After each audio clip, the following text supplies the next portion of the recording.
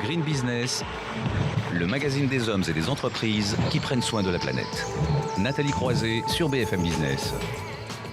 On le dit, le secteur de l'éolien n'est pas toujours au mieux dans le monde, mais heureusement, il y a des idées novatrices. Comment font-elles leur chemin? On va en parler avec Thibaut Janin. Bonjour.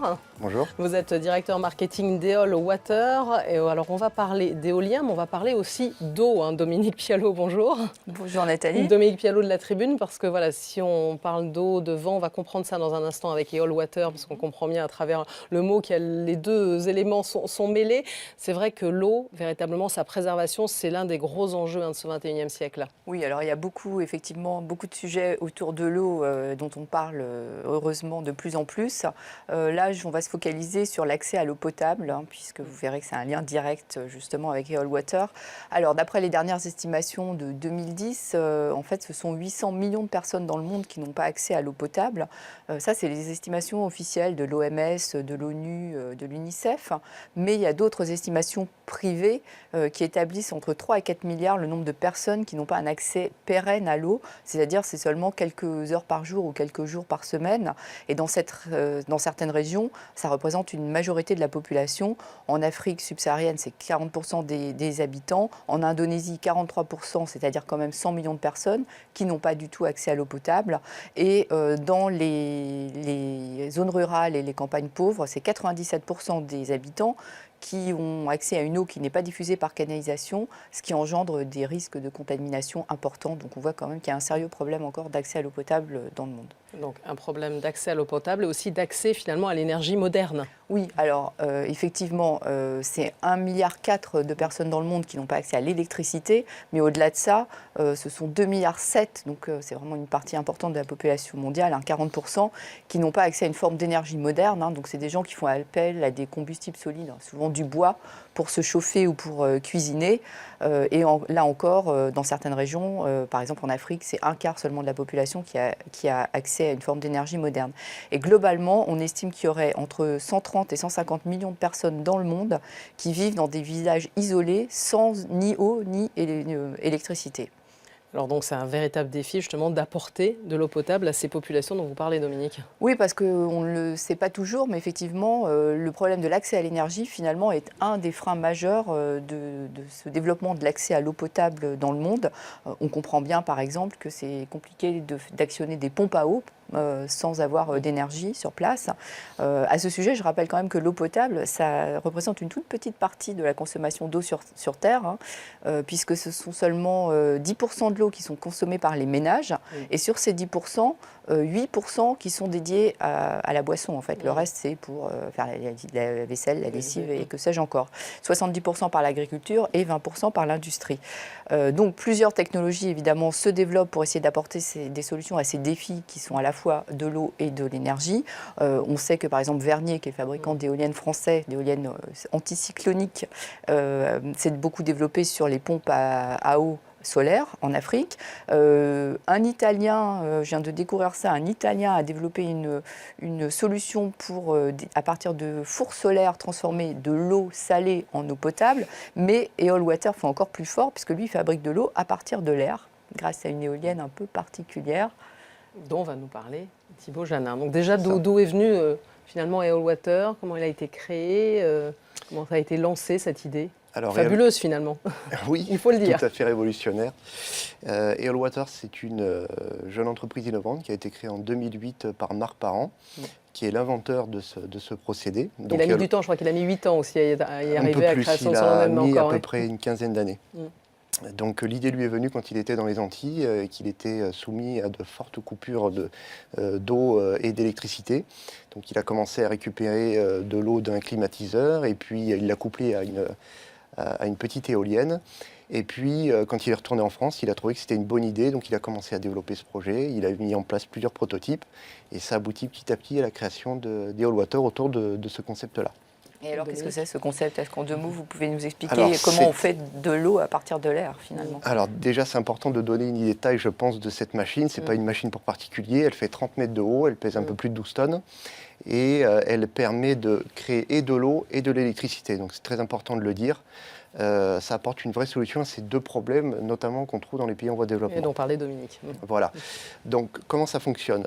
On va créer de l'électricité avec une éolienne classique. Et au niveau de l'eau, on va aspirer l'air, on va le refroidir et en le condensant, on va en récupérer l'humidité. Pour imaginer un peu la chose, c'est comme dans votre salle de bain, quand vous prenez une douche d'eau chaude, ça crée de la vapeur, cette vapeur va aller sur votre miroir qui est froid, et puis vous allez voir des petites gouttelettes d'eau qui vont apparaître sur votre miroir. Eh bien, il faut imaginer que dans notre éolienne, notre miroir ne fait pas 1 mètre sur 1 mètre, mais 1 mètre de large sur 5 km de long. Donc la machine permet de récupérer tous les jours 1000 litres d'eau potable. 1000 litres. Voilà, elle est écologique évidemment, elle est tout à fait autonome en production d'eau, production d'électricité. Donc ça veut dire que où que vous soyez dans le monde, que ce soit sur une île, sur une zone côtière ou à l'intérieur des terres, vous pouvez avoir de l'eau et de l'électricité grâce à notre éolienne.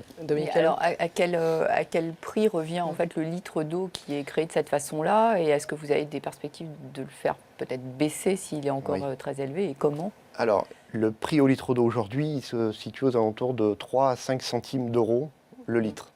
Et c'est beaucoup ça? Ça représente Alors, beaucoup, c'est beaucoup et pas beaucoup. Il faut se dire qu'aujourd'hui, la plupart des systèmes, même quasiment tous, ne font que traiter une eau qui est déjà existante. Alors que nous avons notre processus de traitement qui est très simple, mais nous participons au processus de création de l'eau. Donc ça c'est une valeur. Après, évidemment, il faut baisser ce coût au litre parce que bien que l'éolienne soit tout à fait innovante, elle n'échappe pas à une courbe de vie de produits classiques. C'est-à-dire qu'un jour ou l'autre, il y aura des concurrents qui vont arriver et il faut être préparé à la concurrence. Donc il n'y a pas 36 000 moyens de baisser ce coût au litre. Déjà, il faut s'industrialiser pour être plus compétitif. Aujourd'hui, on a une production plutôt artisanale, on est tout petit. Et elle coûte combien cette éolienne? Cette éolienne, elle est aux alentours de 400 000 euros. Donc c'est la difficulté parce que finalement vous visez les pays en voie de développement, on en parle, et finalement qui n'ont pas nécessairement les moyens mais dans les pays en voie de développement, d'installer. C'est un peu le... Dans les pays en voie de développement, les utilisateurs ne sont pas les acheteurs. Donc c'est la petite particularité. Et puis aussi, il faut se dire que c'est une innovation, et le pire pour une innovation, c'est de la montrer au grand jour et qu'elle soit complètement déficiente. Donc c'est-à-dire qu'on est parti sur des composants de très haute gamme, très haute qualité. Oui, c'est un coût, mais ça mérite ce coût. Mais quand on va la lancer, il n'y aura pas de problème. Peut-être ce serait intéressant que vous nous précisiez quels sont les clients que vous visez justement, pas c'est en lien direct avec le coût. Clairement, ce ne sont pas les villes et ce n'est pas dans l'Union européenne ni en France parce qu'il n'y a pas de marché. C'est clairement un marché export. C'est plus précisément sur des zones, des collectivités isolées de moins de 3000 habitants et qui sont éloignées d'à peu près entre 80 et 100 km des grandes agglomérations. Voilà, donc c'est aux collectivités? Aux collectivités ou à leurs opérateurs délégués à la charge de la gestion de l'eau au quotidien. En tout cas, vous avez décidé de vous implanter dans le Golfe aussi pour la présentation, on va dire, commerciale. On comprend dans les pays du Golfe aussi, j'imagine qu'il y a des moyens, il y a des enjeux aussi derrière, c'est important aussi pour Eol Water. S'implanter dans le Golfe, ça a eu plusieurs objectifs, parce qu'ils utilisent beaucoup le dessalement, mais ils ont quand même cette valeur de l'eau.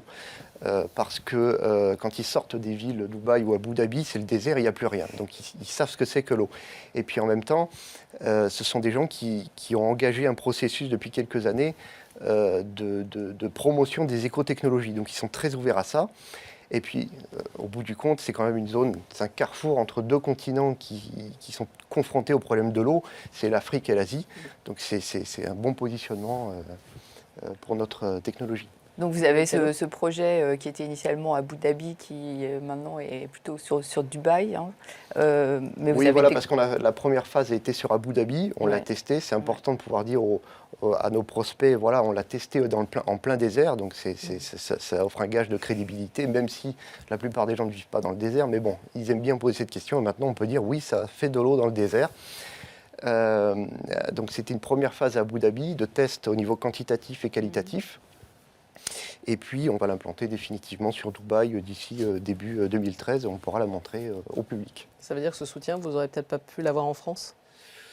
Ou ça aurait été plus difficile? Ça aurait été plus difficile parce que ils sont moins, en France, on est moins ouvert au problème de l'eau, parce que tous les jours, on n'a pas de problème pour boire, pour se laver, voilà. Donc, et pourtant, on voit l'enjeu que ça représente. Dominique Pialot. beaucoup d'enjeux. Oui, je pense que c'est intéressant aussi de dire qu'il y a d'autres déclinaisons en fait possibles, pas autour du vent, mais autour d'autres énergies renouvelables. En quelques phrases, en quelques mots, les déclinaisons et vos objectifs aussi, éventuellement vos projets.